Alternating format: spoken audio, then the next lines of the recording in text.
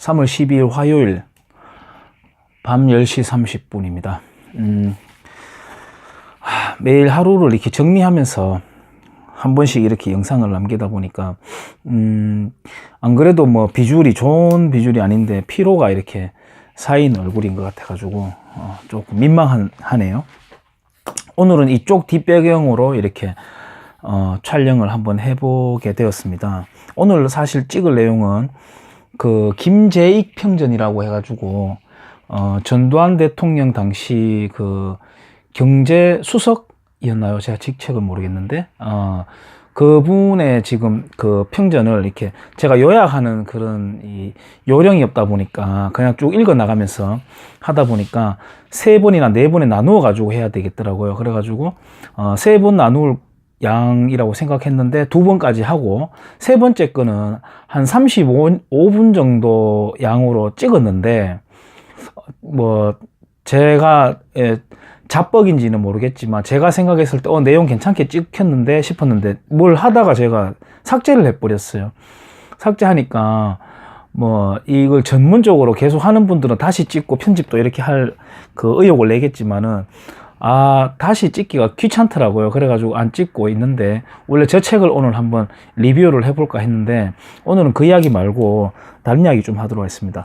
오늘은 제가 다른 이야기 하기 전에 책상 위를 거의 깨끗하게 싹 정리를 했습니다. 저는 6인용 토론 책상을 제 책상으로 쓰거든요. 뭐 중력 책상이나 이런 거 좋은 거 저는 원하지 않고 이렇게 좀 큰 사이즈를 원하는데 인터넷으로 아주 저렴하게 산 겁니다. 여기에는 이제 구석에 이렇게 막 산더미처럼 서류가 쌓여 있고 책이 쌓여 있고 이렇게 마치 누가 보면 되게 열심히 공부하는 것처럼 폼 잡으려고 한 건 아닌데 사타 보니까 이렇게 많이 쌓여 가지고 있었는데 그렇게 하니까 일 처리가 잘 안 되는 것 같아 가지고 주로 거기는 제가 뭘 해야 되겠다, 다음 주에 뭘 해야 되겠다, 그리고 다음에는 이런 기획을 해봐야지 하고 하는 그 행동 플랜들이 대부분이거든요. 뭐 학술 자료도 좀 있긴 하지만 대체로 이제 이거 여기에서 이런 아이디어를 얻고 이 책에서 이런 아이디어를 얻어가지고 이런 걸 만들어 봐야 되겠다, 이런 걸 굉장히 좋아합니다. 저 같은 경우에 그런 데서 소스를 넣고 그러는 편이거든요. 근데 책상 위를 싹 정리했습니다. 할 일을 미룬다는 그 느낌을 받고 있어가지고 다 치웠고, 책상 깨끗하다고 뭐 일 잘하고 이런 건 아니겠지만 이런 그 내용이 과거에 읽었던 거 이순신 장군이 부임을 해가지고 삼도 통제사 통합되기 전에 이순신 장군이 부임을 내고 가가지고 그 마을에 거울에 산적해 있는 그 병령이라든지 마을에 산적해 있는 일들을 단숨에 처리해버리는 그런 사무적인 행정 처리 능력도 갖고 있었다, 이런 내용이 떠올라가지고 제가 흠모하는 분 중에 한 분이니까 저도 이제 일거리를 이렇게 막 군더더기처럼 남겨놓지 말고 빨리빨리 정리하자, 이런 생각에서 정리를 하고, 전화번호부 목록에서도 내가 잘 챙기지 못하거나 이미 기록에 남아있지 않아도 될 이름들 삭제를 하니까 또 한 140 몇 개가 이렇게 삭제가 되었습니다. 그러고도 700 몇 개가 남아있던데 아마 깐깐하게 다시 고르면 다시 삭제할 게 있지 않을까 싶습니다. 그래서 일 처리 방식을 바꿨습니다. 책상을 정리했다고 하니까 제 방을 이 영상을 누가 보실지는 모르겠지만 원하지도 않았겠지만 제 방을 한번 보여드리겠습니다. 지금 상태는 어떤지. 제 방은 이렇게 계속 돌리자면 이렇게 되어 있습니다. 이렇게 되어 있고, 저기는 보면은 서 있는 분은 박정희 대통령입니다. 저 장면은 1968년 12월 21일 경부고속도로 1단계 서울 인천 서울 수원 고속도로 개통식에서 샴페인을 축하주를 뿌리는 장면입니다. 저는 저 장면을 굉장히 좋아합니다. 피가 뜨거워집니다. 이렇게 되어 있고, 이는 우리 형입니다. 우리 형하고 둘 다 축구를 좋아해가지고 형이 두 번째 휴관간 그때 휴가 나왔을 때 축구하는 장면입니다. 이 티셔츠는 당시에 최용수 선수, 국가대표 최용수 선수 옷을 얻어가지고 입고 축구하고 했거든요. 이렇게 돼 있고, 여기는 주로 이제 이승만, 박정희 책들이 많이 꽂혀 있습니다. 요거는 구미의 박정희 대통령 생가극이 기념품 가게에서 샀는 거고요. 요거는 탄생 100주년 기념 우표를 우정국에서 허가 다 해줘놓고 느닷없이 취소를 안 된다고 금지하는 바람에, 이게 대학생 포럼인가요? 아마 그 박승은 학생인가? 회장으로 있던 당시 발행했던 우표를 제가 몇 개 사모아 가지고 지인들도 좀 주고 했습니다. 다음에 초기에 있는 분은 다 아시다시피 우남 이승만입니다. 저 당시가 1934년 프란체스카 여사하고 결혼하고 이렇게 할 당시였다 그래요. 아주 잘생겼죠. 여기는 저의 군생활 할 때 사진입니다. 여기 이렇게 왼쪽에 이거는 훈병 때 사진, 병장 때 사진입니다. 94차 공수교육 수료식입니다. 7포 DG 비행기 뜨기 전에 장면. 여기는 제 주로 전공 서적들, 운동 관련된 책들이 꽂혀 있습니다. 그 다음에 여기는 원래 붙박이장이 있던 자리인데 부셔버리고 양쪽에 이렇게 책을 보관하고 있습니다. 이거는 작업하고 남았는 나무 토막에 구멍을 내가지고 이렇게 옷걸이로 만들어 놨습니다. 여기 의자 예쁘죠? 요거는 피아노 가게가 아니라 피아노 가게죠. 피아노 조율도 하고 피아노 판매도 하고 이렇게 하는 가게 앞에 내놨는 건데 잘 안 쓰시는 것 같아가 제가 여쭤보니까 그냥 가져갔어 이래가지고 제가 한 3만 원 드리고, 공짜를 제가 가져오는 거 싫어하거든요. 요 안에 물건 보관도 있고 상당히 좋습니다. 이렇게 어느 정도 질도 들어가지고 아주 정이 가는 놈입니다. 이렇게 돼 있고, 여기는 원래 창문이었는데 작은 창문밖에 없었는데 이걸 부셔버렸습니다. 그리고 이제 이 문이 좀 비싸요. 이 문에는 제가 돈을 좀 썼는데 이번 겨울 지내보니까 이 돈값을 하더라고요. 그렇습니다. 그 다음에 저 뒤에는 저기 우남 이승만 동상도 하나 있습니다. 제가 그 정규제 주필, 지금은 펜앤드 마이크 대표 겸 주필이신 분이 저런 배경으로 촬영 예전에 하고 하던 그 장면이 생각나서 나도 저런 거 한번 찍어보고 싶어가지고 이게 좀 되도 안 하게 흉내를 한번 내본 건데, 또 굉장히 존경하는 분이기도 하고, 요거는 재밌어요. 여기는 제가 작업대인데, 작업대라고 부릅니다. 이렇게 메모를 할 수 있게, 끄집어낼 수 있게.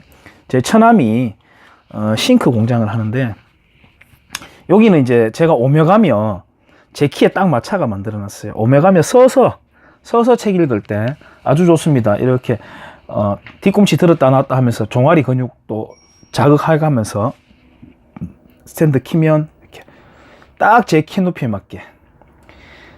제 키가 171입니다. 보통 거기서 1.5 정도 빼야 된다는 거 아시죠? 거기에 딱 맞춰가지고 이렇게 해놨고, 메모할 거 있으면 이렇게 메모할 수 있도록 요거도 제 팔꿈치 높이에 맞춰가지고 짜놨습니다. 저 위에 부분들에는 제가 좋아하는 책들을 많이 꽂아놨습니다. 제가 오늘 살짝 기분이 좋은 이유가, 여기 보면은 꽃이 있죠. 꽃인데 프레지오라는 꽃이 있는데, 저 꽃이 이 꽃이 오늘 제가 생일이었던가 봅니다. 생일이었던가 본데, 제가 생일이라는 거를 그저께 알았어요. 이틀 정도 전에 그저께 알았는데, 왜냐하면 제가 생일 챙겨 먹고 이런 것 별로 좀 민망해가지고 안 좋아하거든요. 그래서 집에서 이제 미역국 끓이고 이러면 내 생일 이때쯤이었구나 이런 생각으로 이제 알게 되는데, 오늘 아침에 아는 지인분들한테 이 메시지가, 축하 메시지가 쫙 계속 오는 거예요. 그래가지고 이거 어떻게 된 일이지 생각해 보니까, 누구한테 물어봤어요. 왜 사람들이 이렇게 아냐고 하니까 카카오톡에 그게 뜬다 하대요. 뭐 제가 되게 중요한 인물도 아니고 또 중요한 정보도 아닌 생일이지만 신상 털기라고 한다면 그것도 기분 좋은 신상 털기더라고요. 그게 축하 메시지 봤는데 불쾌한 사람이 누가 있겠습니까? 그래가지고 저도 실감을 좀 하고 그냥 지냈는데 저녁에 마지막 성인반 때 청소년들 성인반 있는데 제가 뭐 이렇게 옷 갈아입는다고 하고 있는데 이 중학생이 와가지고 불이 꺼졌대요. 도장에 불이 꺼져가지고 아주 당하고 나니까 당했다기보다 나중에 알고 보니까 뻔한 거였지만 아주 클래식한 그런 속임수를 썼는 건데 진짜 전기가 나갔나 싶어가지고 빨리 고치자 싶어서 뛰어나오니까 이 K에 불 붙여가지고 기다리고 있더라고요. 그리고 우리 도장에 사범님과 그 다음에 휴가만 나오면 저한테 운동하러 오는 녀석이 있습니다. 저보다 키도 좀 크고 팔굽혀펴기도 훨씬 잘하고 턱걸이도 저보다 한 20개 더 잘합니다. 얘가 한 40개 한다 하더라고요.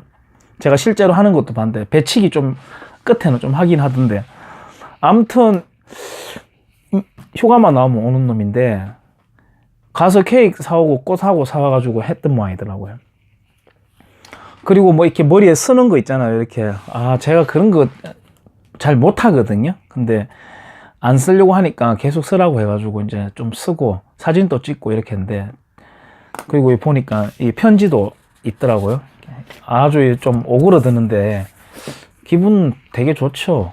기분 좋은데 오늘 그 지인들이나 뭐 도장에서 일어난 일이나 그거 제가 이제 좀 이렇게 받고 나니까 내가 도대체 뭐길래 예를 들어 지인들 같은 경우에는 제가 이런 일을 하고 있는 걸 다 알고 도장 일을 하고 있는 걸 다 알고 성격도 다 알고 뭐 이렇게 있으면서 어느 정도 지지를 하는 분들이잖아요. 메시지까지 보낸 분들은 나를 지켜보고 있구나. 어딘가에서는 자기들 또 바쁘게 살면서 나를 좀 지켜보고 있구나 이런 생각도 했고 또 같이 근무하는 분 저는 뭐 존댓말을 될 수 있으면 쓰는데 사실 5살 때부터 제가 가르친 제자입니다. 제자인데 지금은 직원이죠. 이렇게 챙겨주고 하니까 더 열심히 해야 되겠다. 그런 생각을 했어요. 그런 생각했고 예전 같으면 아는 선배나 이렇게 동료들 불러가지고 뭐 술 한잔 먹자가 술자리 벌리고 이렇게 했을 텐데 요즘은 그런 것도 안 하거든요, 제가. 근데 조용하게 지금 밤 시간을 이렇게 유튜브 촬영하려고 이렇게 앉아 있습니다. 제가 우리 그 직업을 정의 내린다면 저는 서비스업이라고 단호하게 이야기를 하거든요. 마음에 안 드는 분들도 있을 거예요. 이런 표현을 쓰면. 왜 그게 서비스업이냐? 우리는 가르치는 교육자인데 또 엄연히 우리가 사범인데 스승인데 이렇게 생각하는데 저는 조금 달리 생각해요. 우리 스스로가 스승이라고 생각해버리고 상대방을 제자라고 말을 해버리잖아요. 근데 그건 우리의 일방적인 그 포지션 네이밍이라고 저는 생각합니다. 상대방이 저를 스승이라고 생각할 정도가 되고 제가 그 사람을 제자라고 말할 정도가 되려면 부단한 노력을 해야 되고 얼마나 진정성이 있는지 우리가 평가 내릴 수 없기 때문에 스스로 자기가 넌 내 제자야 라고 규명해버리는 거는 좀 일방적이라고 저는 봅니다. 그 사람이 저를 스승이라고 기꺼이 존경심을 갖고 불러줄 때 우리는 스승으로서 탄생된다고 저는 보는 것이지 스스로 내가 네 스승이야 내가 네 스승이야 라고 말하고 한다고 해서 그거는 관계가 되는 건 아니라고 보거든요. 그러면 무슨 서비스냐? 체육 기능으로서 또는 뭐 어떤 지식으로서 그런 것들로 제가 서비스를 한다고 생각합니다. 사업자 등록 분류상 서비스업이라고 해서 그렇다는 게 아니라 세상 모든 일은 다 저는 서비스업이라고 보거든요. 정보 서비스든 지식 전달업이든 또 우리처럼 실기를 좀 보여주는 기능의 역할을 한다거나 이렇게 하든 간에 우리는 서비스업이라고 생각합니다. 예를 들어서 법률 서비스업, 교사들 지식 서비스업, 또 수리 서비스업 다 그렇게 저는 생각하고 그 요소마다 다 영업의 역할이 기능이 요소가 끼어 있다고 저는 생각해요. 그래서 제가 좀 오래된 칼럼인데 이 칼럼의 날짜는 2016년 9월 26일자 한국경제신문에 났던 겁니다. 피트니스 센터 등 스포츠 시설업의 핵심은 서비스. 이렇게 되어 있고요. 차영기 씨라고 합니다. 성함이. 피트니스 클리닉 대표 인터뷰 그 내용인데요. 혹시나 관심 있으시면 이걸 검색해서 한번 읽어보십시오. 저는 뭐 모든 사람의 칼럼이나 주장을 100%다 공감할 필요도 없고 공감해서도 안 된다고 봅니다. 그냥 제가 참고를 하면서 예전부터 이렇게 한 번씩 자극이 필요할 때 읽어보곤 합니다. 기본이 참 잘 되어 있고 원래 뻔한 말이 진리가 많이 숨어 있잖아요. 기본이 참 잘 되어 있는, 요약되어 있는 말이고 저한테 자극을 많이 주고 있습니다. 이 스포츠를 산업으로 받아들이는, 그 다음에 교육을 산업으로 받아들이는 그 거부감이 조금 있지 않나 하는 생각을 합니다. 우리 인식 속에서. 그것은 좀 뿌리 깊게 제가 연결 짓고자 한다면 산업공상의 어떤 계급 문화에서 사를 가장 높은 곳에 두고 그 다음에 마지막 것들은 딱 밑으로 깔아버리기 때문에 우리 왜 그렇지 않습니까? 예를 들어서 공인회계사 자격 그 시험에 합격했다 하면 플래카드가 다 붙죠. 학교 동문부터 해가지고 뭐 요즘은 친구들 우인들이 막 하거나 또는 이웃들도 누구 댁 세 번째 뭐 딸내미 뭐 합격을 축하합니다 하는 식으로 이웃들도 해주고, 또는 어떤 관료직에서 영전했을 때도 이렇게 자랑스럽게 다들 주변에서 달아주고 하는데, 이런 거 한번 보셨습니까? 제 개인적으로 본다면 김광수 태권도장 오픈했다. 아무도 안 달아주죠. 그런 거 누가 달아줍니까? 또는 친구 중에 예를 들어서 사업을 해가지고 조그만 사업으로 그냥 제가 비유를 할게요. 큰 사업 말고 조그만 사업. 무슨 치킨집을 해서 영업이익을 연간 3억을 올렸다. 이런 거는 현수 막 안 붙습니다.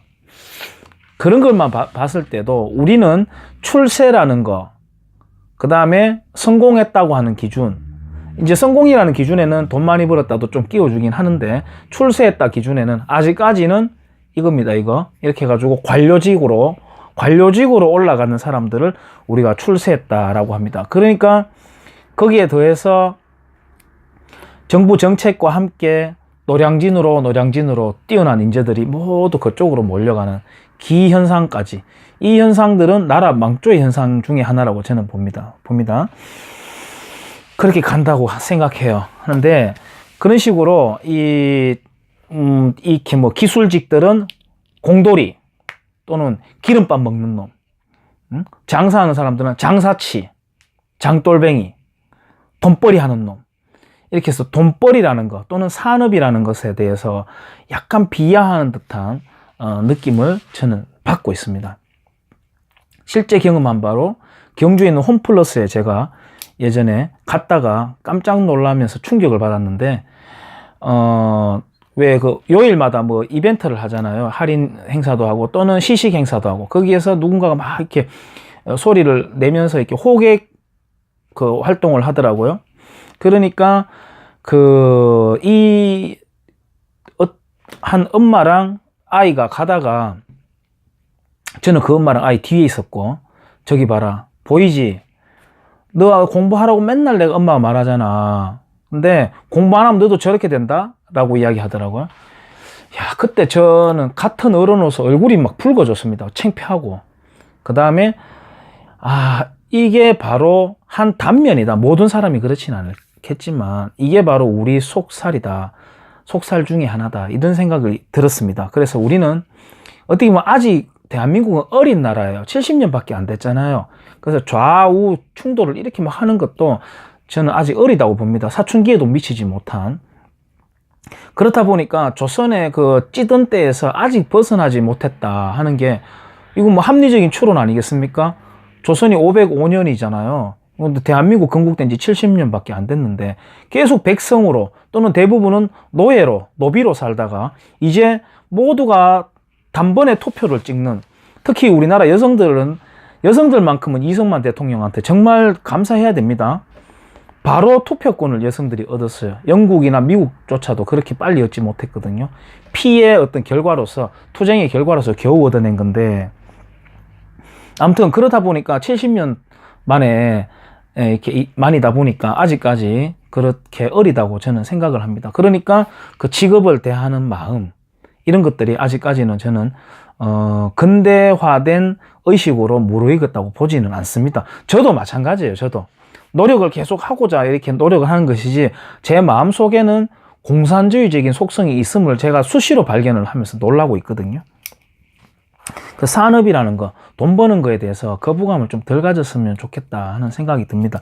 제가 감히 이렇게 누구한테 지금 그거 하는 건 아닙니다. 나 이만큼 성공했으니까 이렇게 해 라고 할 만큼 제가 성공하지도 않았고, 많이 아니까 내 말을 들어 라고 할 만큼 제가 많이 아는 것도 아니에요. 그냥 제가 지금까지 살면서 느낀 거, 저는 이렇게 생각하니까 제 생각이 어떤가요 하는 식으로 말을 해보는 겁니다.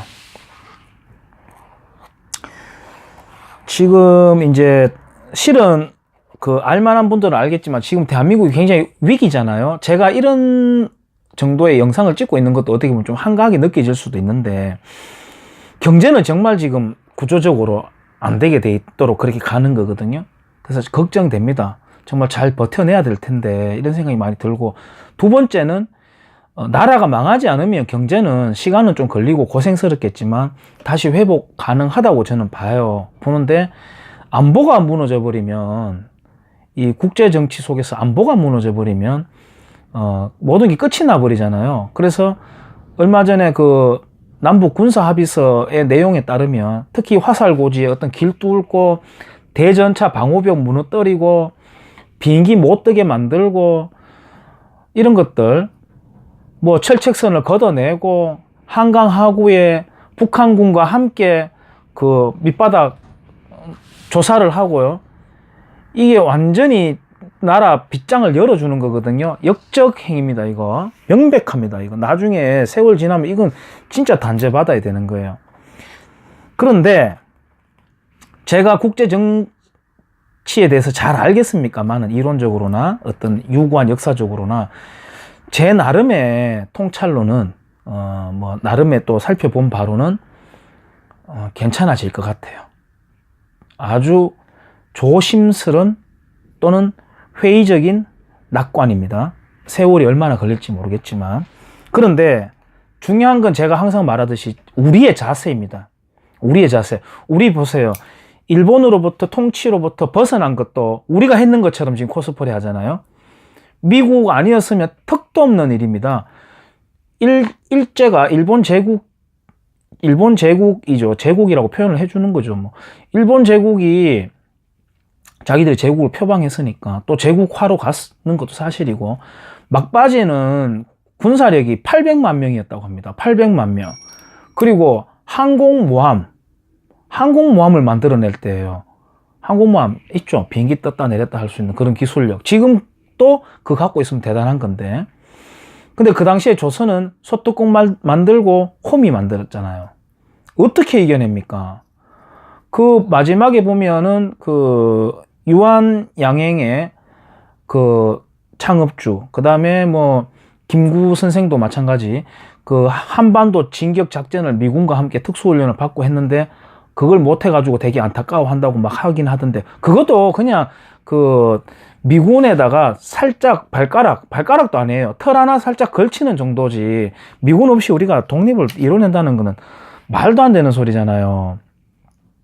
근데 어쨌든 어떻게 독립했는지도 지금은 까먹어가고, 또 좌익들이 역사를 계속 뒤집으면서 완전히 엉망진창 해놓으니까 어떻게 독립했는지를 모르잖아요. 근데 그 앞전에 또 조선이 망할 때도 망하는 것도 잘 해야 된다고 하잖아요. 잘 망하고 복귀를 해야, 왜 망했는지를 이렇게 살펴보는 복귀를 할 수 있어야 나중에라도 어떻게 도모를 해볼 수 있다 하잖아요. 근데 그것도 아무것도 안 됐어요. 그러니까 지금 현실에서도 마찬가지인 게, 지금 우리나라 실정에서 미군의 패권 전략이다 뭐 어쩌다 다 좋아요. 또는 어떤 보수 일각에서는, 우파 진영 일각에서는 뭐 트럼프를 비난하기도 하고, 우파 진영 또 일각에서는 가만히 있어봐라, 트럼프의 대전략은, 그레이트 게임은 그런 게 아니다라고 또 하고 막 이렇게 하는데, 저는 뭐 옥신각신 그게 문제가 아니라고 생각합니다. 우리의 자세라는 겁니다. 우리의 자세. 정말 북한의 핵무기가 떨어지더라도, 그래서 한 도시가 다 날아가더라도 그 틈에서 먼저 선제 공격을 받았으니까, 명분이 있으니까 그 틈에 북진해서 압록강까지 밀어 올려버리자, 또는 만주까지 가버리자, 이참에 중국 저놈들도 좀 깨버리자 하는 그런 우리가 결심을 할 수 있어야 된다고 저는 보거든요. 그러니까 미국 그런 거 다 치우고 우리는 우리 자세를 갖자는 게 항상 제가 주장하는 바입니다. 그런데 어쨌든 망하는 것도 어떻게 망하는지 잘 알아야 되지만, 우리가 흥하는 것도 이래가지고 이렇게 해가지고 우리가 흥할 수 있었구나 하는 걸 아는 게 아니라 의문의 일성을 거두어서는 안 되거든요. 마치 자기가 했는 것처럼 또 착각하게 되는 거거든요. 그러니까 뭐 흥하는 데에서도 또 배울 수가 없는 겁니다. 교훈을 얻을 수가 없어요. 그러니 우리의 자세가 중요합니다. 제가 다른 이야기 하다가 이쪽으로 빠져들어갔는데, 왜 그러냐면은 이런 저는 위급한 지금 시기라고 봐요. 대한민국이 어떤 광명이 오기 전에 더 어두워진다는 새벽이라고 하든, 또는 정말 망해가는 징조라고 하든, 어쨌든 지금은 위급한 상황이라고 저는 보거든요. 그럼에도 제가 이런 이야기 하는 이유는 요렇게 흘러갈 거기 때문에 나름 또 다른 우리 일상에서의 생활도 우리가 도모를 해야 되잖아요. 당장 다 손 놓고 살 수는 없으니까. 그래서 이런 이야기를 한다고 해서 끼워 넣어서 말해 본 거예요. 생일을 맞아가지고 이 영상으로 인사가 될지 모르겠습니다. 볼지 안 볼지도 모르니까. 어쨌든 저를 멀리서나마 지켜보고 계시는 지인들께도 제가 정말 반듯하게 또 열심히 사는 모습 계속 지켜나가고 싶고요. 그 다음에 저를 바라봐주고 있는 우리 뭐 제자라고도 할게요. 제자라고도 하고 또 후임이라고도 하겠습니다. 하는 또 직원이라고도 하고, 계속 노력하고, 난 이미 다 경험을 쌓아가지고 봐봐, 나보고 따라 배워, 자꾸 이런 어떤 건방진 게 아니라 계속해서 흰띠를 메고 시작하는 사람처럼, 또 마치 사회 초년생처럼 계속 좀 어떻게 보면 한껏 멍청해 보이기도 하는 것처럼 계속 모르니까 물어보려는 자세는 제가 갖고 있거든요. 그러면은 질문 받는 사람은 진짜 그거 몰랐나? 왜 이렇게 생각하더라도 끊임없이 물어보고, 또 항상 현장에서 청소도 같이 할 수 있는 만큼 하고, 사람도 만나서 상담도 하고, 흰띠도 가르치고 검은띠도 가르치고, 또 운동에 대한 지식도 쌓고 그걸 전달하고, 새로운 기법들을 누가 하고 있는지 세미나를 시간상 뛰어가 볼 수는 없지만 영상으로라도 학습하려고 노력하고, 그렇게 살아가겠다는 것을 제 생일을 맞아가지고 묻지도 따지지도 않는데 혼자 다짐하는 영상을 남겨봅니다. 감사합니다.